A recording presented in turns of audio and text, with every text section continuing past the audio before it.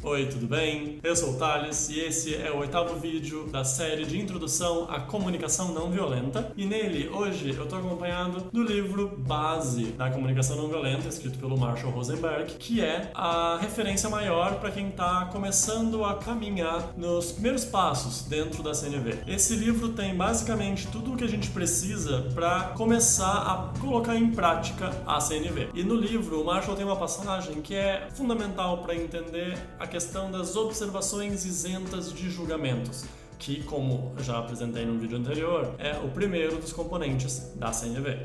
Ele diz o seguinte: posso lidar com você me dizendo o que eu fiz ou deixei de fazer, e posso lidar com as suas interpretações, mas, por favor, não misture as duas coisas. Então, uma coisa muito complicada acontece quando a gente mistura observação e interpretação, julgamento, avaliação. E essa coisa complicada que acontece é que a gente para de falar sobre uma realidade comum e a gente passa a falar sobre algo que está fabricado apenas dentro da cabeça das pessoas, ou da pessoa que está falando, ou às vezes da nossa própria. Então, o que acontece? É como se a observação fosse um território e a interpretação, a avaliação, ela fosse um mapa. E a gente faz isso com tudo, porque nosso cérebro é incrivelmente preparado para desenhar mapas da realidade, para que a gente não precise ficar reconsultando o território o tempo inteiro.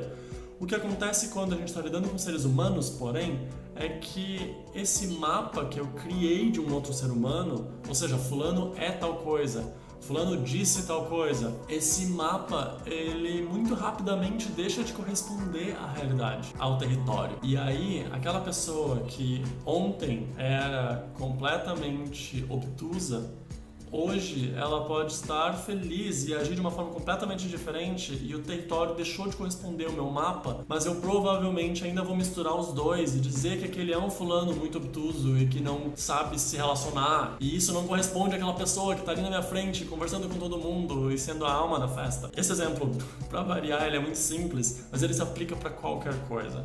E no livro do Marshall, ele vai apresentar uma série de situações ou de formas de perceber quando a gente está misturando interpretação e observação.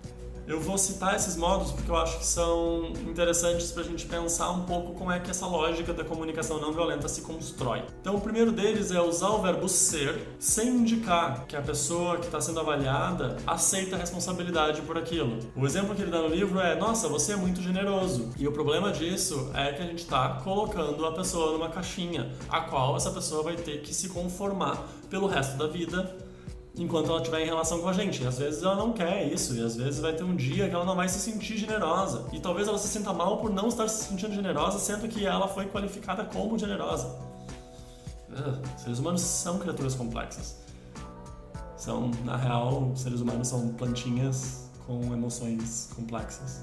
Se a gente parar pra pensar bem, a gente precisa de água, sol, carinho e cuidado emocional. O segundo exemplo que o Marshall dá no livro é usar verbos com conotação avaliatória. Fulano vive fazendo tal coisa. Sério mesmo? Vive? Sim, ele nunca deixou de fazer isso. Nossa, fulano vive reclamando 24 horas por dia, né? Porque a não ser que essa pessoa realmente passe o tempo inteiro que ela tá acordada e talvez até dormindo reclamando, essa frase é falsa. E ela constrói um mapa que definitivamente não vai corresponder com o território.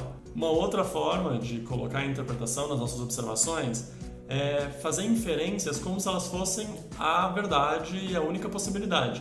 Sabe aquela coisa de se você não estudar, você não vai passar na prova?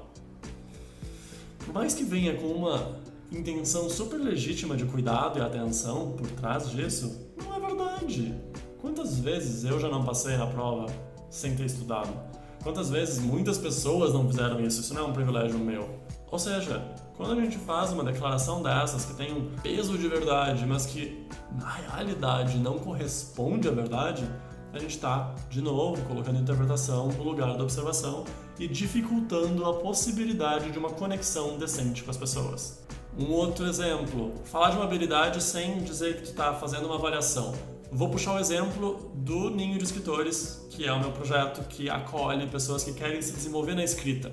Quantas pessoas não chegam para mim dizendo: nossa, eu sou um péssimo escritor, nossa, eu não sei escrever. E isso não é uma observação, porque normalmente a pessoa é alfabetizada, então ela sabe escrever, e normalmente ela só não está contente com o resultado daquilo que ela está lendo, porque ela está comparando com outros textos. Só que essa linguagem do eu sou péssimo na escrita, ela mascara toda essa realidade e nos distancia do que está acontecendo de verdade.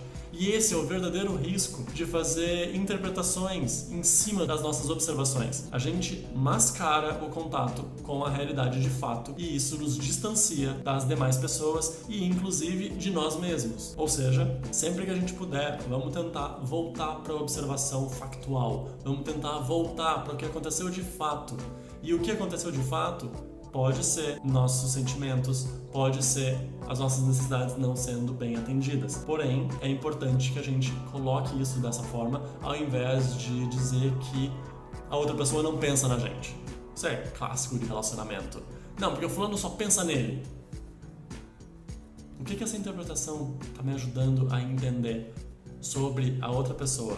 Ela está no máximo me ajudando, se eu fizer o trabalho de tradução que a CNV me convida a fazer, de que existe uma frustração do teu lado.